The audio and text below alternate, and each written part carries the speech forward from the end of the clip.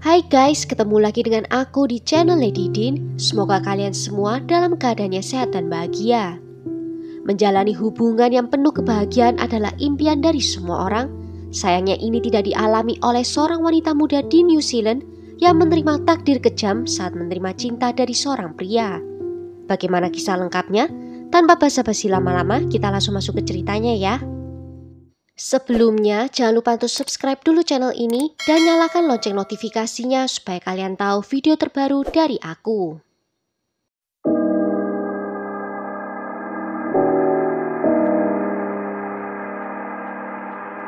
I can't believe we are talking about this.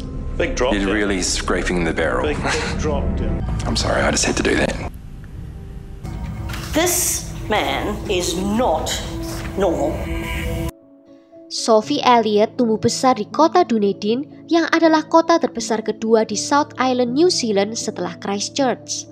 Sophie lahir pada tanggal 11 Juni 1985 dari pasangan Leslie dan Gil. Dia mempunyai dua orang saudara laki-laki bernama Chris dan Nick. Hingga di usia dewasanya, Sophie masih tinggal bersama dengan keluarganya karena dia sangat dekat dengan kedua orang tuanya, terutama dengan ibunya. Membuat dia merasa nyaman untuk bisa bercerita apa saja terhadap ibunya. Sejak kecil, Sophie adalah anak yang penuh percaya diri dan suka berdandan dengan pakaian ibunya. Pada usia 4 tahun, dia mengikuti kelas balet dan terus belajar hingga usia remaja. Orang tuanya sering melihat Sophie tampil di pertunjukan dan itu membuat mereka merasa bangga. Sophie juga sangat pintar, di mana dia berhasil lulus kuliah dan mendapatkan penghargaan Student of the Year. Hal ini membuatnya bisa melanjutkan ke universitas pilihannya dan dia memantapkan pilihannya pada Universitas Otago untuk belajar ekonomi. Meskipun berhasil mendapatkan gelar sarjananya dengan nilai yang memuaskan, Sophie menyadari saat dia berusaha mendapatkan gelar master, dia memerlukan kursus tambahan untuk mengejar ketinggalan. Karena materi pelajaran yang dia pelajari menjadi semakin kompleks. Dan setelah beberapa hasil yang mengecewakan di ujiannya, Sophie mendaftar untuk mengikuti kelas tambahan yang diajarkan oleh seorang tutor senior bernama Clayton Wetherston yang berusia 33 tahun. Di suatu malam setelah kursusnya selesai, Clayton memberanikan diri untuk mengajak Sophie makan malam, dan Sophie menerima ajakan itu. Clayton adalah seorang pria dengan kepribadian yang sangat bertolak belakang dengan Sophie. Dia bukanlah seorang yang percaya diri, mudah gelisah dan juga mudah stres. Sejak remaja dia mempunyai obsesi untuk menjadi sempurna dalam segala hal yang dia lakukan. Dan teman-temannya menggambarkan Clayton sebagai pria yang aneh. Tak lama setelah makan malam itu, Clayton dan Sophie mulai berkencan di bulan Juni tahun 2007. Semua orang mempertanyakan karena adanya perbedaan usia yang cukup besar. Saat itu Clayton berusia 33 tahun dan Sophie berusia 22 tahun. Namun masa bahagia mereka berakhir dengan cepat. Hanya 3 minggu sejak mereka berkencan, Sophie mulai bercerita kepada ibunya dan mengeluh kalau Clayton sering mengabaikannya dan sering membatalkan janji yang dibuatnya sendiri.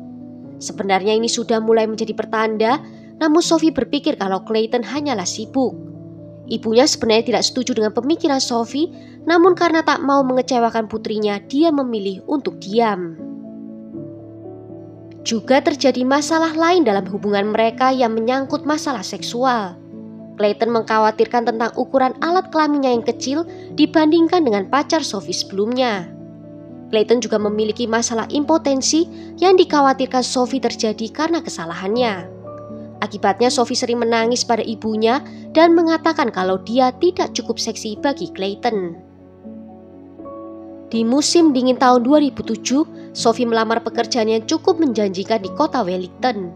Dan dia mendapatkan pekerjaan itu yang akan dimulai pada bulan Januari tahun 2008. Dan ternyata kesuksesannya itu membuat Clayton menjadi cemburu karena sebenarnya dia sudah melamar pekerjaan itu dan diterima, namun karena sikapnya yang aneh dia langsung dipecat. Rasa cemburu menumbuhkan rasa benci terhadap Sophie dan situasi mulai berubah secara cepat. Sikap Clayton semakin kasar, dia mulai mengkritik dan membicarakan semua kekurangan yang bisa dia temukan dari Sophie. Mengatakan kalau dia gemuk, jelek dan matanya terlihat aneh.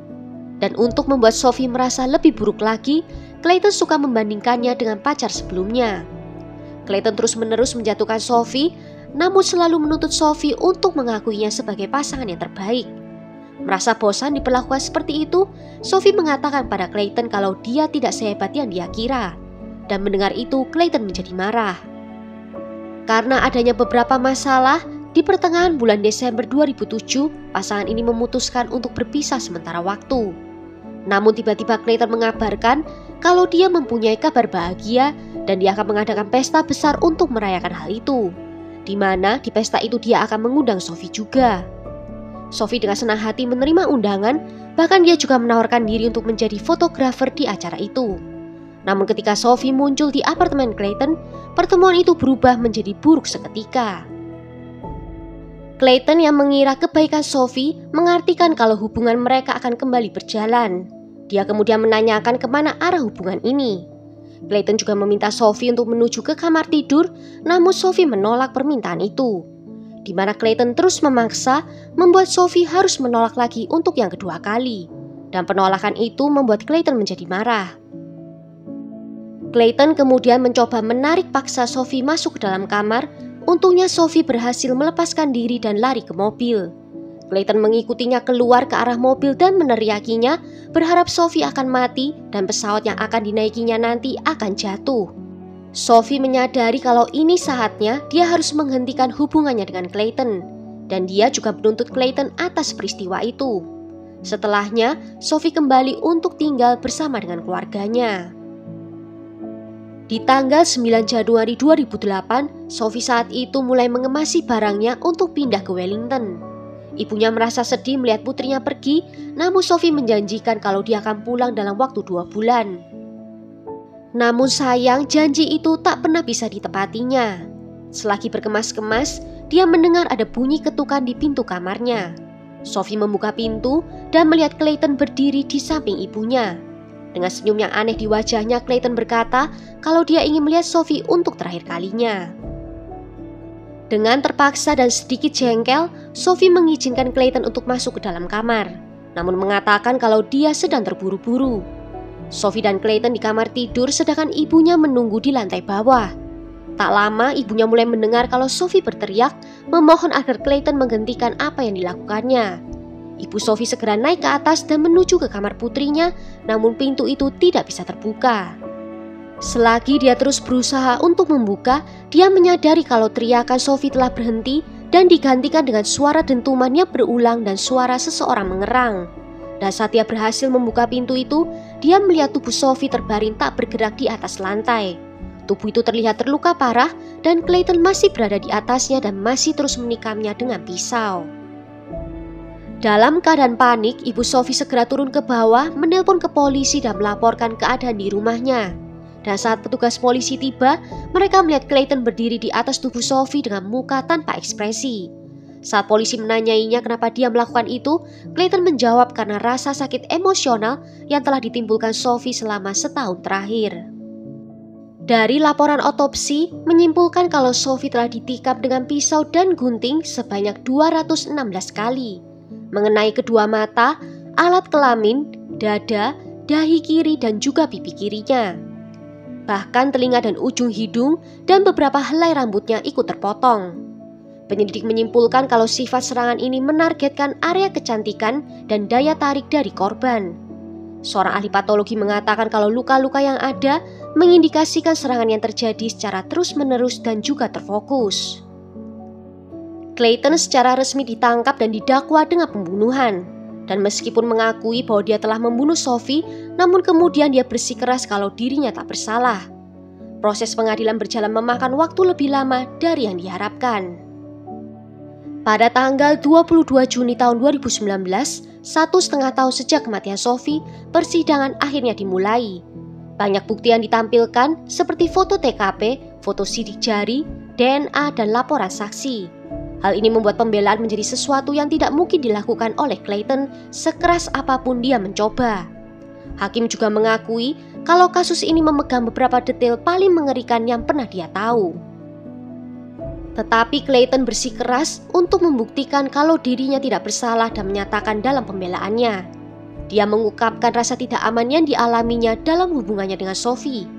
Dalam persidangan, banyak saksi dari kedua belah pihak yang dipanggil. Pembela juga berpendapat kalau Sophie itu sama jahatnya dengan Clayton, di mana dia sering bercanda dengan teman-temannya menceritakan tentang kurangnya kehebatan Clayton dalam hubungan seksual. Mereka juga berusaha meyakinkan juri kalau Sophie terobsesi terhadap Clayton dan menggambarkannya sebagai seorang penguntit. Tetapi teman dan keluarga Sophie menentang argumen itu, mengatakan kalau yang terjadi sebenarnya malah sebaliknya. Clayton yang terobsesi terhadap Sophie dan sering mengontrol keberadaannya. Beberapa saksi juga menegaskan kalau Clayton sering menghina Sophie secara fisik maupun kehebatannya di atas ranjang.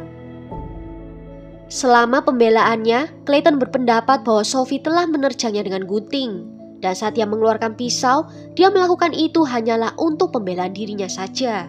Tetapi argumennya itu tidak menjelaskan mengapa dia membawa pisau itu dari dapur rumahnya.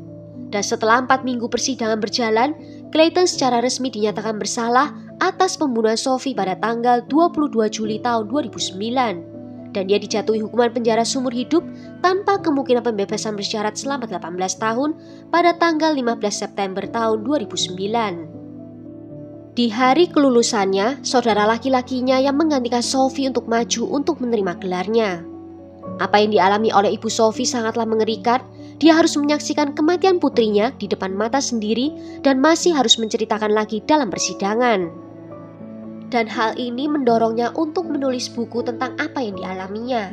Dia juga mendirikan Sophie Elliott Foundation, sebuah badan amal yang membantu wanita yang menjadi korban kekerasan dalam rumah tangga. Well, sampai di sini dulu cerita kali ini. Bagaimana menurut kalian tentang kasus ini? Tulis ya pendapat kalian di kolom komentar. Akhir kata terima kasih karena sudah nonton video ini sampai akhir. Sampai jumpa di video berikutnya. Ciao!